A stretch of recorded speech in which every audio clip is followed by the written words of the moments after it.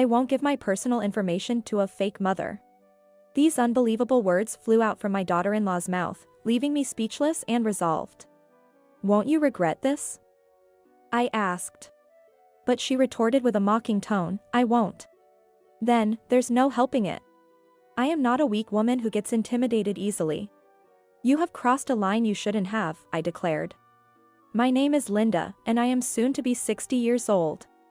After my husband passed away, I raised our 2 children with all my might.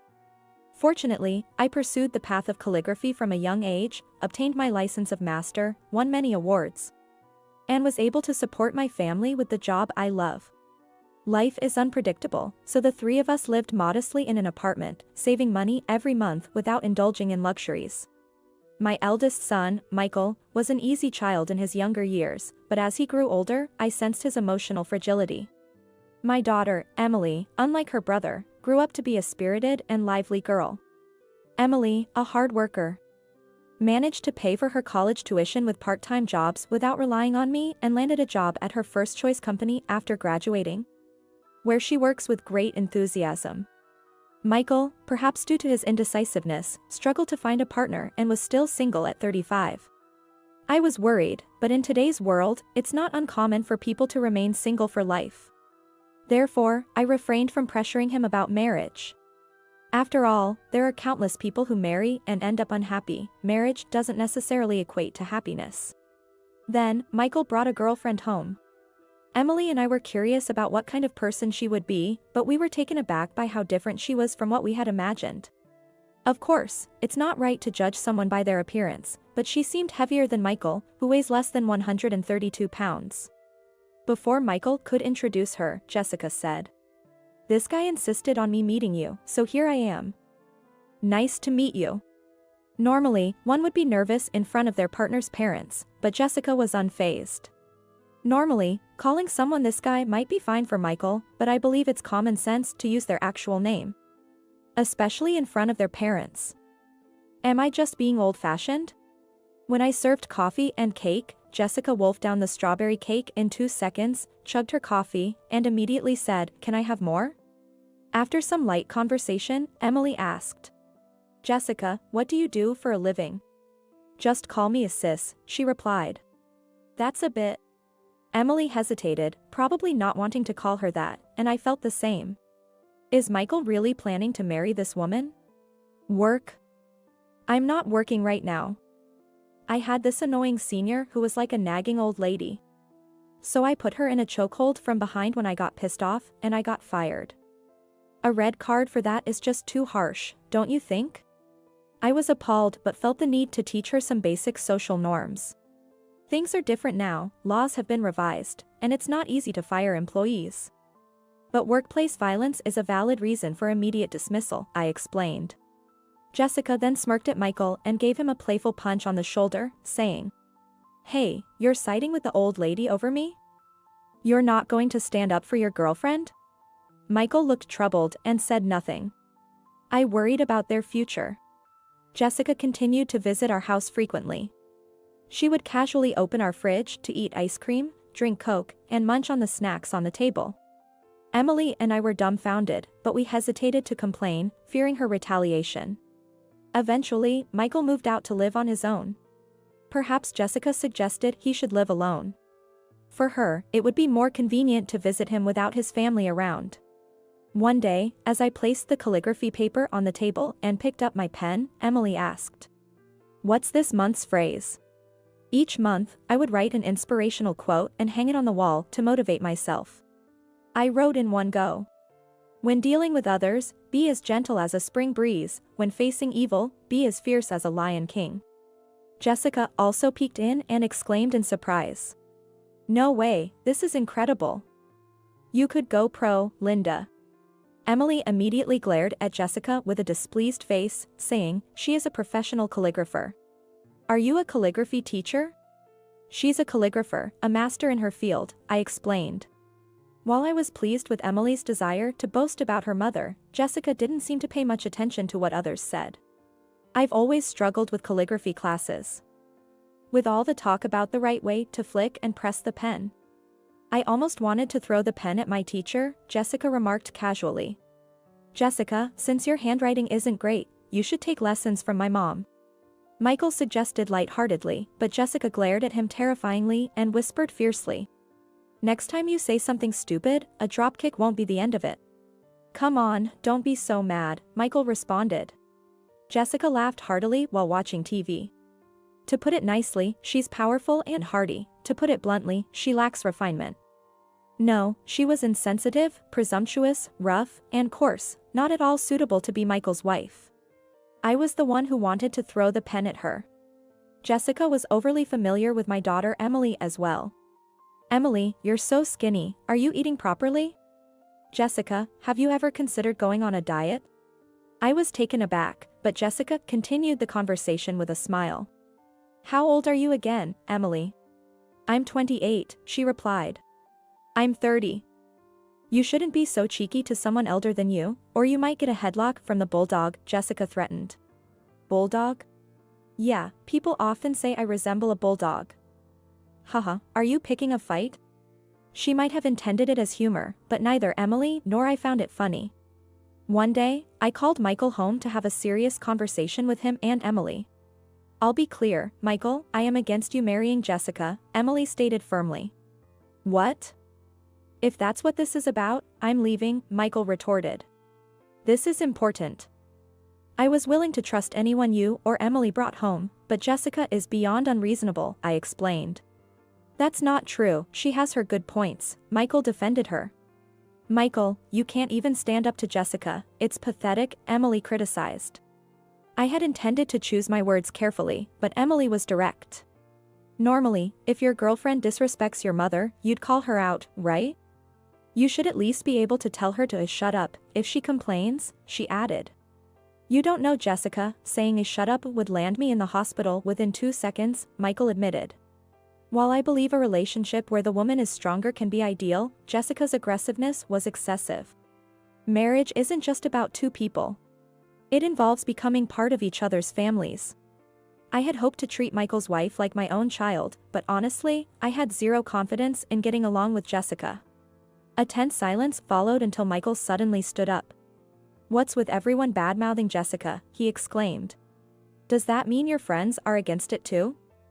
Emily inquired. Yes, they all say it's a bad idea, telling me to leave it as a rehearsal, instead, they're all terrible. Michael lamented. I couldn't help but think his friends had the right idea. A marriage celebrated by family and friends is ideal. I wished Michael would reconsider, but he kept defending Jessica. You all refused to see her good side, just bad-mouthing her, I'm sick of it.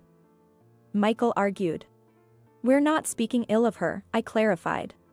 Her parents are kind though. They always welcome me warmly, treat me to fancy steaks. And even took me to a high-end sushi restaurant where we ate at the counter, Michael shared. Michael, is that what you consider kindness? Emily and I were both appalled, but Michael stood his ground. Compared to her family's home, coming back here feels like lying on a bed of nails. If all we can do is have such depressing conversations. I won't come back anymore, Michael said. It seems Michael couldn't keep a secret from Jessica, as he ended up telling her that Emily and I were against the marriage. Jessica stormed into our house with Michael in tow. I never imagined you'd both be bad-mouthing me together, she said. We haven't said anything bad about you, I replied. You're not the ones getting married, so stop interfering. She retorted, her tone becoming more aggressive, revealing her true nature. Jessica even fiercely criticized at Michael. This is all happening because you didn't talk things through properly, she scolded him. When Jessica delivered a knee strike to my child's body, I couldn't hold back and shouted, stop it. People change through the relationships they have. Some change for the better, while others change for the worse. I wondered where I went wrong in raising Michael. I don't recall spoiling him. During his teens and 20s, a time for personal development, I made sure not to indulge him in luxuries. Growing up without experiencing hardships can lead to a weak character, even in favorable circumstances, resulting in constant complaints. Those with strong spirits can push forward even when adversity is a daily challenge. I wanted to raise a strong child, but Michael turned out weak. After unilaterally complaining about me and Emily, Jessica left Michael behind and stormed off. When Emily confronted Michael, he too lost his temper.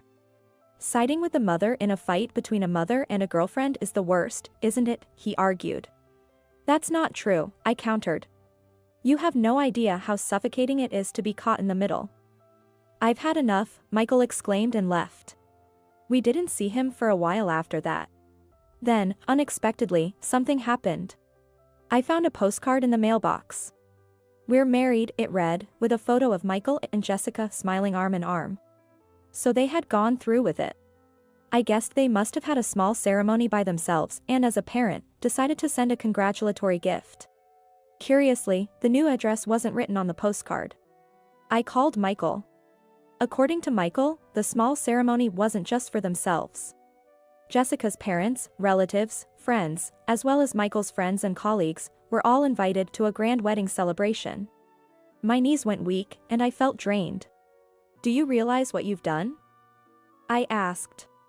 If you're going to preach, I'll hang up, he retorted. The wedding took place without inviting any of the groom's relatives, to keep it from me. The faces of our relatives flashed before my eyes, one after the other, filling me with sadness. I couldn't explain why they weren't invited to Michael's wedding, and now I can't even face them. Didn't Jessica's parents object to such an obviously wrong decision? Like parent, like child, both lacking common sense. Something inside me started to crumble. Then Jessica came on the line. Think hard about why you weren't invited. But we'll still take the wedding gift, she said.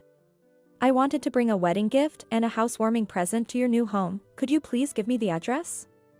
I asked. I won't give my personal information to a fake mother, she snapped. I was dumbfounded by such an unbelievable statement from Michael's wife and made up my mind. So, you won't regret this? I asked. But she mockingly replied, I won't. Then, there's no helping it. I'm not a weak woman who cowers when spoken to harshly. Put Michael on the phone. If you're going to lecture, forget it. Bring Michael out now. When I raised my voice in anger, Jessica shot back. Don't act tough just because we're on the phone. Next time you yell, I'll headbutt you. Hello? There's something important, so come home. I don't want to hear any depressing talk. I also have to give you a wedding gift. A wedding gift? Hearing about the wedding gift made Michael say, I'll go, which made me feel even more disheartened. I decided to speak with Michael one-on-one, fearing that Emily's rapid-fire criticism might cause him to storm out mid-conversation. I wanted you and Emily to be strong individuals, so I didn't indulge you in luxuries or tolerate selfishness during your teens and 20s. Enough with the old stories, where's the wedding gift? Thanks to your father's hard work and my earnings from calligraphy, I was able to save most of our money. As the conversation turned to money, Michael's eyes lit up. I've always lived frugally and saved money, planning to surprise you with a substantial amount when you got married. Michael's smile grew wider, and he leaned in eagerly. I saved $100,000 for you. Michael's eyes widened in shock, and he exclaimed joyously. $100,000. But you made a big mistake by holding a wedding without telling your own mother. Big mistake? In my common sense, that's absolutely unthinkable. So, you're no longer my son, you're a stranger. It would be rude to give a large sum to a stranger, so I must decline. Michael was stunned for a few seconds, then started to plead with a tearful face. What do you mean, stranger? That's nonsense, give me the $100,000. My only child is my daughter Emily. Please leave. Wait, it's because Jessica didn't want to invite you. Then you should just care about your new family. Michael was flustered by my firm stance and cold voice. The conversation is over, so please, you may leave now. Is this how you talk? Are you cutting off ties with me? Holding a wedding without telling me is the same as cutting off our parent-child bond. No, no, no. No matter what Michael said, I wouldn't forgive him. It's always been like this, always favoring Emily, Emily, Emily. I only have one child, so how can there be favoritism? Michael stormed out of the house, crying and shouting. As planned, I moved from the apartment to a new house, and Emily and I lived comfortably together. Without encountering Jessica, we didn't accumulate any stress. One day, I returned from shopping to find Michael in front of the house. I'm surprised you moved to such a magnificent house, and it's new and sturdy. Did you follow me here? Give me the $100,000, it's unfair to favor just my sister. I have nothing to say to a stranger like you. Please leave. Then Emily came home. Michael, you brought this on yourself. Reflect a little. Not that reflection would make me forgive you. Are you planning to take $200,000 for yourself? Relying on parents' money at 35 is already a failure, don't you get it? Emily's words were harsh. To prevent Michael from becoming agitated, I intervened. This is the path you chose. You abandoned your parents and sister to choose your wife. Holding the ceremony in silence means just that. Michael hung his head, unable to retort, when a taxi pulled up and Jessica emerged, shouting. Here I am, summoned to the rescue. I knew you'd be manipulated by your toxic mom and sister, so I'm here to help. Jessica launched into a tirade at Emily and me like a machine gun. What do you mean by moving without telling your family? That's unbelievable. Family? I turned around and then looked back at Jessica and Michael. Who are we discussing as family here? Oh, playing that card? Turning around dramatically as if talking to the wall and then implying it's me, that's movie cliché overkill.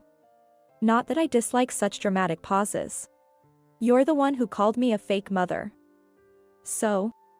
I have no intention of giving a wedding gift or a housewarming present to a fake son and a fake daughter-in-law. Quibbling, huh? If you try to trip me up with words, I'll hit you with a reverse dragon screw before you can land a spinal cord slice. You can't pin me down with a verbal small package hold, it doesn't work that way. I couldn't hold back and yelled. When you're having a serious conversation with someone, talk seriously. I warned you about the headbutt if you yelled again. Are you saying your learning ability is less than that of a crow? I'll call the police. Jessica seemed slightly intimidated by the mention of the police but was not ready to give up. Anyway, I'm taking the $100,000. With that, Michael and Jessica left. I was disappointed, not because they didn't want to sever family ties, but because they were only after the money. It's a common trope in dramas where the mother, moved by emotion, ends up giving money to the son. That never benefits the son.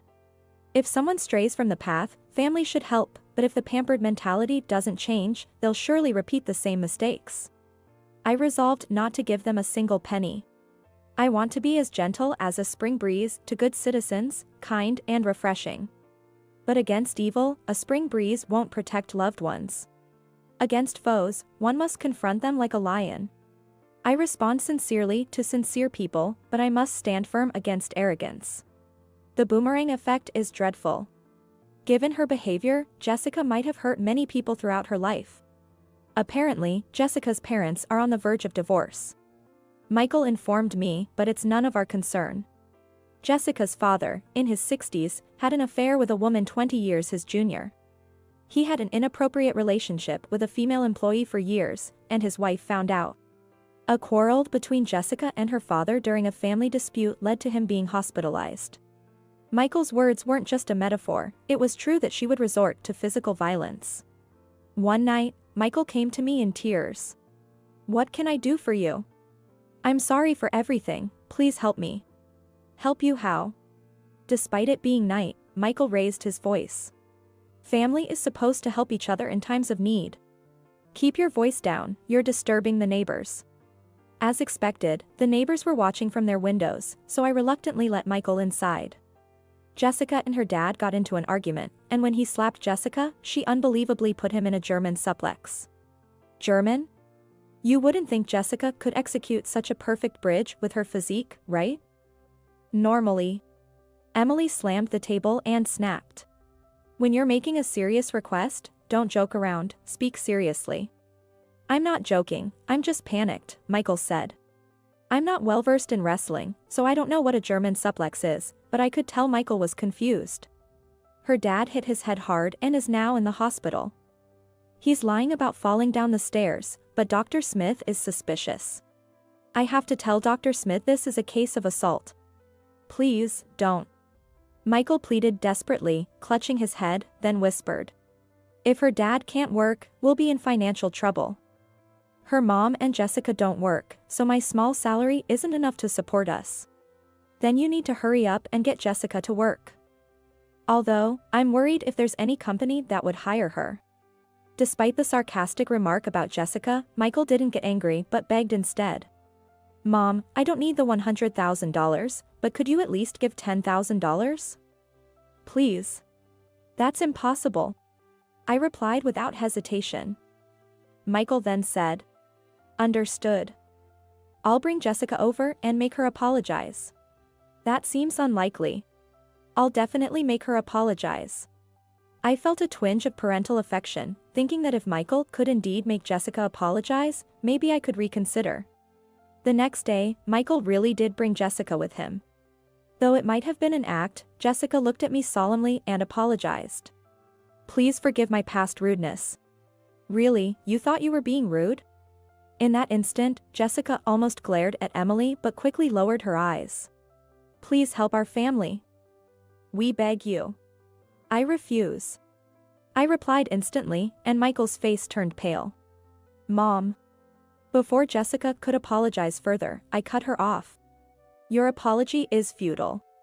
Jessica was quivering with humiliation, but I continued. A person who has lived for 60 years, like me, should not be underestimated. You can't imagine what kind of ordeals they've been through. Jessica slowly looked at me. Did you think I was just a kind-hearted calligraphy teacher? Even if you bluff about being a gangster's wife, I won't be scared. Jessica. I gave a wry smile. You really lack imagination.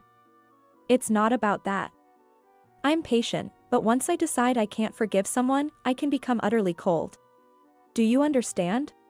Isn't family supposed to help each other in times of trouble? Emily shook her head in exasperation. Jessica, you've crossed a line you shouldn't have. Please leave. Realizing she wouldn't be forgiven, Jessica turned her frustration on Michael. It's your lack of persuasiveness and credibility that's the problem. It's because you can't hold your patience. You promised to endure whatever was said. Go argue somewhere else, this is unbearable. Cold-hearted sister. She's telling you to perform a pile driver on the concrete outside instead of the carpet. Fearing for his safety, Michael dashed out of the house, with Jessica quickly following. I didn't stop them. I heard Michael's screams from outside, but I ignored them. It seems that Michael got divorced from Jessica. And Jessica's parents got divorced too. The family was truly falling apart. My heart ached, indeed. If I laugh at others' tragedies, I can't escape the boomerang effect myself. Michael came to the house again, but I talked to him at the entrance and didn't let him in. This is hard to say, but is there any chance I could live here with you? That's impossible. Michael hung his head as I immediately answered. Coddling him now would defeat the purpose. After that, there was no contact from Michael. The days were like a storm, but now, like after a typhoon, both Emily and I are enjoying clear skies every day. One day, Emily said she would bring her current boyfriend over, which made me nervous. If her boyfriend turned out to be another unreasonable and outrageous man, it might just be fate. However, the boyfriend Emily brought was a well-mannered and decent young man. I was relieved.